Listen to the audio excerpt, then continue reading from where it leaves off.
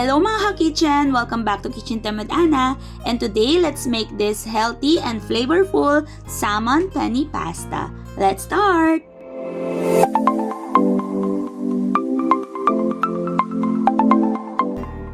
Let's begin by chopping 6 cloves of garlic and 1 whole white onion. Ngayon naman, tanggalin na natin sa tangkay yung bawat florets ng broccoli. And if it's too big for you, pwede nyo naman tong slice sa size na mas prefer ninyo. Kakailanganin din natin ng mga 3 hanggang 4 na tangkay ng parsley. I-chop din natin ito finely. Next naman, i-cut natin into half yung ating super cute na 1/4 kilo ng mga cherry tomatoes. Next, i-prepare naman natin yung ating salmon. Mga kulang-kulang kalahating kilo lang ito.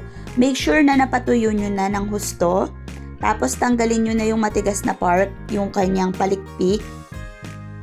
Ngayon, i-slice ko lang to sa kalahati para magkasya siya sa aking kawali kapag finry na natin. So, sa isang kawali, maglagay lang kayo ng 2 to 3 tablespoon na olive oil. Tapos kapag mainit na to, pwede nyo nang ilagay yung strips of salmon. Madali lang to maluto, i-fry lang natin to for 2 minutes on both sides. Then once you're done frying it, isa-isa na tong tanggalin sa apoy at hayaan mo nang lumamig. Ngayon naman, in a pot with boiling water, ilagay na doon ang 3 cups ng penne pasta. Mag-sprinkle din tayo ng konting salt at hayaan na lang natin itong maluto for about 10 minutes hanggang ito'y maging al dente. Kapag 8 minutes na ng cooking time, dito nyo na rin ilagay yung inyong slices of broccoli para tipid na sa gas at tipid na rin sa tubig. Plus, ma-absorb na rin ng pasta natin yung nutrients ng broccoli. Lulutuin natin to for the remaining 2 minutes at sabay na nating aahunin yung pasta at broccoli.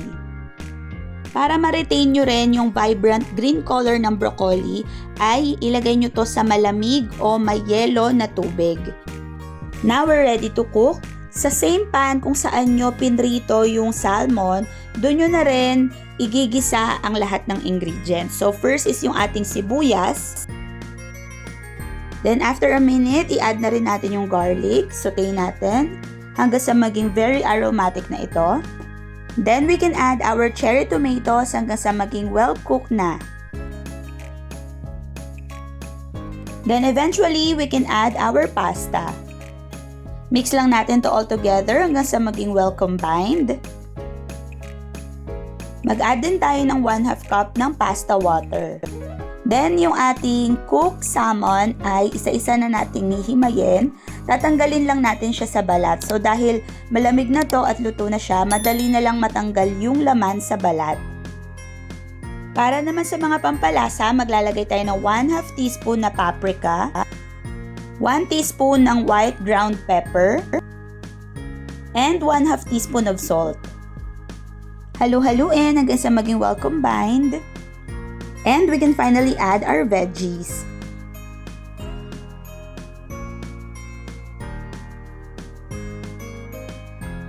We'll just continue to mix this until maging well combined na ang lahat ng ingredients for about a minute or 2. Then we're done.